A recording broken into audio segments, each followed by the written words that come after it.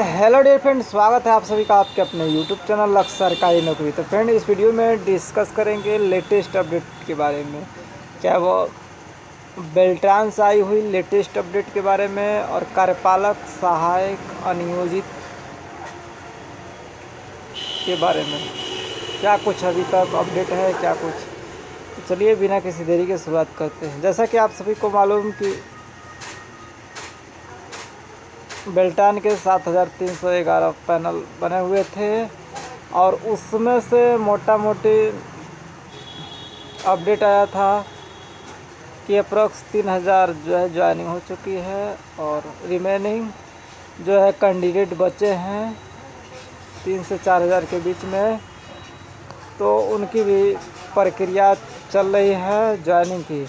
और ये जो पैनल बना हुआ था वह किसी वैकेंसी को लेकर नहीं बना हुआ था। स्पष्ट किया गया था विधानसभा में तारांकित प्रश्न में कि किसी वैकेंसी को लेकर पैनल नहीं बनाया गया था। बेल्ट्रॉन एक बाहरी एजेंसी है, आउटसोर्सिंग एजेंसी है और वह योग्य एवं दक्ष ऑपरेटरों को जो है नियुक्ति करके गवर्नमेंट को विभिन्न विभागों में देती है जैसे जैसे अधिसूचना आती है।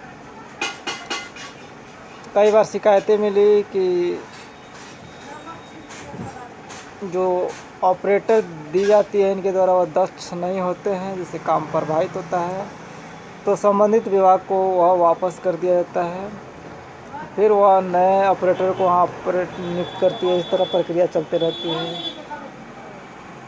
फिर इसमें एक और संशोधन किया गया कि जो जहाँ से उनको निष्कासित कर दिया गया है वह संबंधित विभाग लिख कर देंगे कि इनका मतलब जो है कार्य सही है और इस तरह अन्य जगह इन्हें नियुक्ति दी सकती है। तो जो आउटसोर्सिंग जो बेल्ट्रॉन के कर्मी थे उन्होंने विरोध किया कि ऐसा कैसे हो सकता है कि जब कोई जो है संस्था या कोई विभाग किसी ऑपरेटर को निकाल देती है उनके कार्यों में ढीलापन या जो भी है कमियों को देखकर, तो वह कैसे लिख कर देगी वह संस्था कि इनका कार्य जो संतोषप्रद है, अच्छा है और इनको अन्य विभाग में नौकरी दी जा सकती है। काफ़ी विरोध हुआ। अब आगे क्या है जो भी है, जैसा अपडेट आएगी आपको दी जाएगी। फिलहाल यही अपडेट है कि कुछ बेल्ट्रॉन ऑपरेटर जो थे उन्होंने क्लेम किया था तो उनको रिजल्ट दिया गया था 1-2 मार्क्स से और इस तरह वो पास किए थे तो उनका टाइपिंग लिया गया और इस तरह कुल 100 रिटन एग्ज़ाम दिए से पास जो मार्क्स बढ़ा था उनका ही टाइपिंग हुआ और उसमें से 50 से 60 अप्रॉक्स पास हुए। तो देखिए कुल मिलाकर मोटा मोटी यही हाल है कि जो 3 से 4000 वो कैंडिडेट है, 50-60 ये सभी ऐड हो जाएंगे। और जैसे जैसे रिक्वायरमेंट आ रही है, बहाली हो रही है सरकार के द्वारा अधिसूचना, क्योंकि बिहार के पूरे पंचायतों में इनकी बहाली की जा रही है। 8000 बहाली अप्रॉक्स अब तक हो चुकी है लेटेस्ट अपडेट के अनुसार और 8067 जो पंचायत हैं उसमें प्रक्रिया चल रही है। इसके बाद जो है नए कार्यपालक सहायकों की बहाली होने वाली है। अब वो प्रक्रिया किससे होगी, या बेल्ट्रॉन से ली जाती है या कार्यपालक सहायक से यह तो आने वाला समय ही बताएगा। लेकिन फ़िलहाल अभी जो अपडेट है यही सारी अपडेट है कि जैसे अधिसूचना आती है 10, 20, 50 विभिन्न पंचायतों से, विभिन्न विभागों से बिहार में, तो बेल्ट्रॉन उनको नियुक्त कर रहा है। थोड़ा डिले हो रहा है, तो यही अब तक अपडेट है। अब चलिए अपडेट बताते हैं अनियोजित कार्यपालक सहायकों के। जी हाँ, अनियोजित कार्यपालक सहायक आए दिन अपनी मांगों को लेकर ज्वाइनिंग के लिए दर दर भटक रहे हैं। ऐसा नहीं है नियोजित कार्यपालक सहायक, बेल्ट्रॉन के भी ऑपरेटर भी ऐसा कर रहे हैं। बेल्ट्रॉन के ही ऑपरेटर ही नहीं, बिहार के विभिन्न भर्तियों के ऑपरेटर ही नहीं, सभी विभाग के जो लंबित पड़ी हैं। आपने देखा कि किस तरह रोजगार महासम्मेलन हुआ था और उसमें विभिन्न भर्तियों के लिए एक मंच बनाया गया था। उस मंच में सभी लंबित भर्तियों के छात्र छात्राएँ पहुँचे थे और उस मंच का उद्देश्य था कि जितनी भी लंबित भर्तियाँ हैं वह सभी सरकार के समक्ष जाएगी आपकी मांगों को लेकर और दबाव बनाया जाएगा सरकार पर एकजुट होकर, जिससे कि आप सभी की लंबित भर्तियाँ की प्रक्रिया चालू हो और आप सभी की ज्वाइनिंग मिले। तो ये बीते दिनों की बात थी और जिसका कुछ परिणाम आपको देखने को मिला भी स्पष्ट रूप से। जगह जगह जो भी चीज़ें हैं विधानसभा में उठाई जा रही है, पता चल रहा है, उसका स्पष्टीकरण दिया जा रहा था। अब यही सारी बातें हैं। तो हाल ही में नवादा में अनियोजित कार्यपालक पंकज कुमार ने भी देखा आपने किस तरह मुख्यमंत्री नीतीश कुमार वहाँ पर कार्यक्रम में आए हुए थे, तो वहाँ पर भी आवेदन दिए। इस तरह बिहार के पूरे 38 जिलों में जो अनियोजित कार्यपालक सहायक हैं, विभिन्न डीएम से लेकर बिहार के विभिन्न जिलाधिकारी, मंत्री, विधायक, सांसद सभी से अपनी ज्वाइनिंग को लेकर गुहार कर रहे हैं, आला अधिकारियों से मिल रहे हैं, अपनी आवाज़ों को उठा रहे हैं आए दिन हर दिन और इसी तरह अपनी उम्मीदों पर एक नए जोश और जुनून के साथ हर दिन संघर्ष कर रहे हैं कि आखिर एक दिन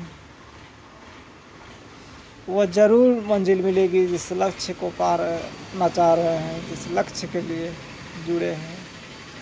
लक्ष्य सरकारी नौकरी की आस और उम्मीद बनाकर निश्चित ही वह उनकी पूर्ण होगी। इस आशा और उस उद्देश्य के साथ जो है संघर्ष कर रहे हैं। कोशिश करने वालों की हार नहीं होती। अब क्या कुछ अपडेट है चलिए दिखाते हैं। एक बहुत बड़ी अपडेट आ रही है, कर्मियों की सेवानिवृत्ति उम्र सीमा में वृद्धि का प्रस्ताव नहीं। देखिए विधानसभा में मामला उठा है कि जो रिटायरमेंट था 60 वर्ष, तो क्या अन्य राज्यों में जैसे 62 वर्ष कर दी गई है, तो यहाँ पर भी प्रस्ताव है क्या? तो जैसे देखिए तेलंगाना, उत्तर प्रदेश सहित कई राज्यों में कर्मियों की सेवानिवृत्ति 60 वर्ष 62 कर दी गई है। तो क्या बिहार में सरकार की कोई योजना है? तो इस पर जो मंत्री हैं वीरेंद्र यादव ने कहा है कि ऐसी कोई सेवानिवृत्ति लागू नहीं है और इस कोई प्रस्ताव नहीं है। इसके साथ ही एक बड़ी अपडेट आ रही है। देखिए आईटी मंत्री जीवेश कुमार ने स्पष्ट किया है कि सृजित पदों के लिए ही भर्ती नियमावली बनाने का प्रावधान है।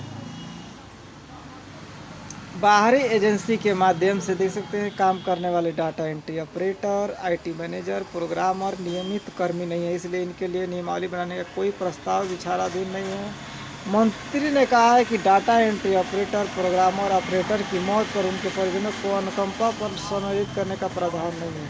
बहुत बड़ी अपडेट आ रही है कि जो डाटा एंट्री ऑपरेटर बिहार में जितने भी नियुक्त हुए हैं हो रहे हैं बेल्टान से, वो आउटसोर्सिंग के माध्यम से होते हैं और इनके लिए कोई भी नियमावली प्रस्ताव नहीं है। नियमावली प्रस्ताव उनके लिए होती है जो सरकार सृजित पद करती है, उनके लिए नियमावली प्रधान बनता है बिहार सरकार में और आउटसोर्सिंग के माध्यम से उनके लिए कोई प्रावधान नहीं बनता है। साथ ही यदि अनुकंपा पर वो नौकरी कर रहे हैं, आउटसोर्सिंग के माध्यम से हैं, तो उनकी मृत्यु भी हो जाती है तो उनके परिजनों को अनुकंपा पर समायोजित करने का प्रावधान नहीं है। मतलब उनके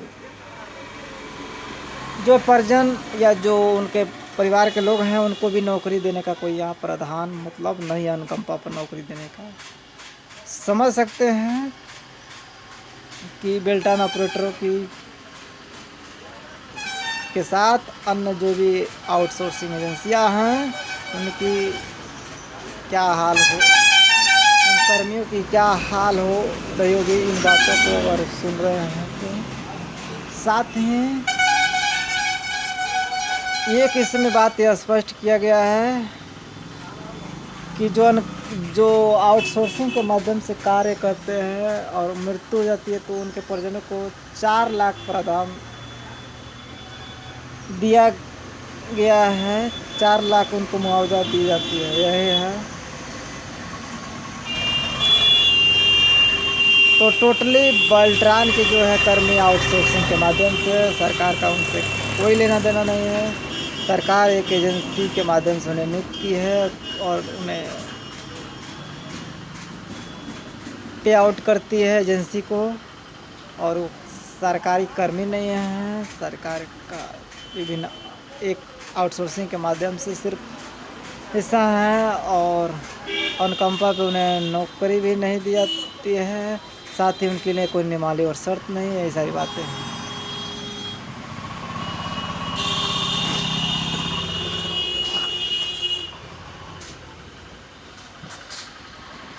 चलिए और बताते हैं और क्या अपडेट है। देखिए, प्राइवेट एजेंसी के डाटा ऑपरेटर सरकारी कर्मी नहीं, श्रम संसाधन मंत्रालय की विधानसभा में घोषणा।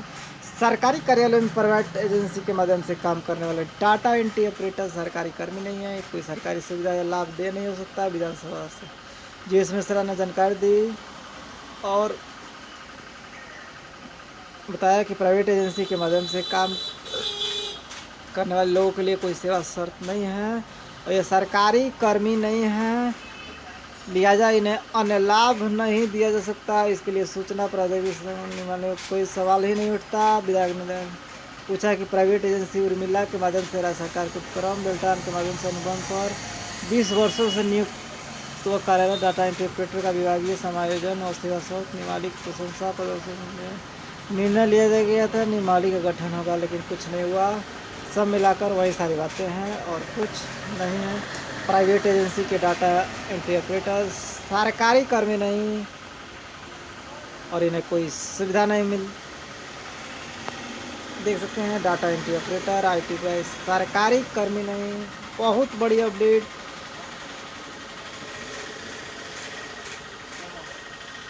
समझ सकते हैं। साथ ही सेवानिवृत्ति जो है 60 वर्ष की ही होगी, रिटायरमेंट होगी। 62 वर्ष नहीं करने का कोई प्रस्ताव ना। और बेल्ट्रॉन से जितने भी हैं ऑपरेटर वो आउटसोर्सिंग के माध्यम से हैं।